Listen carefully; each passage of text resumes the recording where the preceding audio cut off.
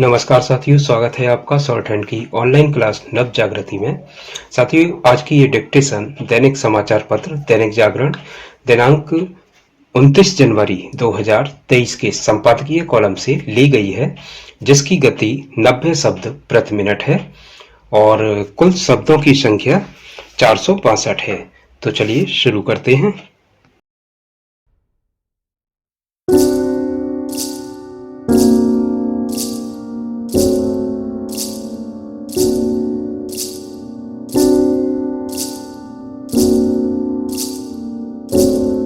Facebook, Instagram और Twitter जैसे digital platform के विरुद्ध की जाने वाली शिकायतों के समाधान के लिए शिकायती अपीलीय समितियों के गठन का निर्णय समय की मांग और आवश्यकता थी।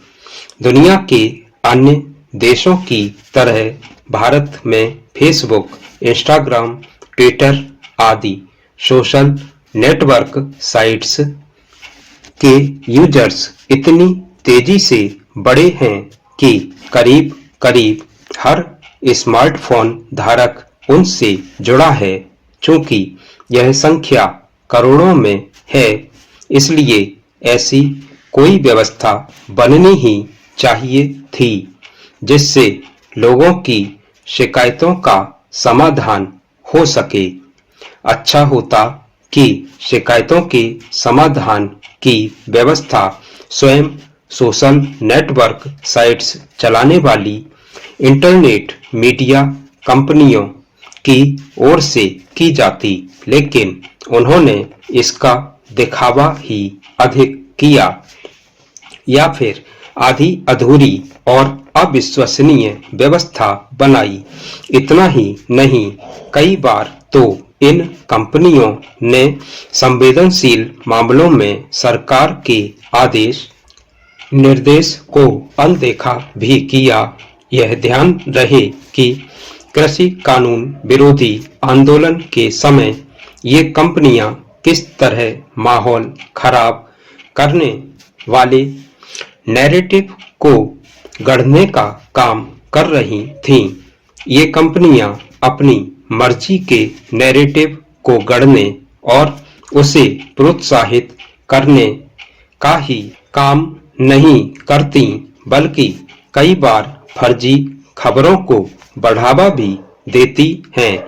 इसी तरह कई बार ऐसे विमर्श को प्रोत्साहित करती हैं जो समाज में भ्रांतियां और टकराव पैदा करने वाला होता है। इन स्थितियों में उन्हें जवाबदेही के दायरे में लाया जाना आवश्यक था। इसकी आवश्यकता इसलिए और बढ़ गई थी क्योंकि सोशल नेटवर्क राजनीतिक एवं सामाजिक विमर्श को प्रभावित करने का काम करती है। इसे विस्मृत नहीं किया जा सकता कि कुछ प्लेटफॉर्म किस तरह चुनावों को प्रभावित करने का काम करते रहे हैं। निस्संदेह अभिव्यक्ति की स्वतंत्रता का अपना महत्व है और यह भी एक सच्चाई है कि सोशल नेटवर्क साइट्स इस स्वतंत्रता का सुगम माध्यम बन गई है, लेकिन उसका दुरुपयोग किसी भी समाज और देश में अशांति एवं वैमनस्य का कारण न बनने पाए, यह देखना सरकारों की जिम्मेदारी है। यह एक तथ्य है कि सोशल नेटवर्क साइट्स ने विश्व के कई देशों की सरकारों के सामने समस्याएं खड़ी की हैं और फिर यह कहकर अपना पल्ला झाड़ लिया है कि वे अभिव्यक्ति की आजादी को संरक्षित कर रही थी। यह अच्छा हुआ कि देर ही सही सरकार ने सोशल नेटवर्क साइट्स के खिलाफ शिकायत करने के लिए अपीलीय समितियों का गठन करने के साथ ही यह व्यवस्था भी की कि उन्हें 30 दिन के अंदर शिकायतों का समाधान करना होगा। अब सरकार को यह सुनिश्चित करना होगा कि ये समितियां सोशल नेटवर्क साइट्स पर लगाम कसने में समर्थ रहें। यह अपेक्षा इसलिए क्योंकि अतीत में उन्होंने जवाबदेही के दायरे में आने से बचने का ही काम किया है।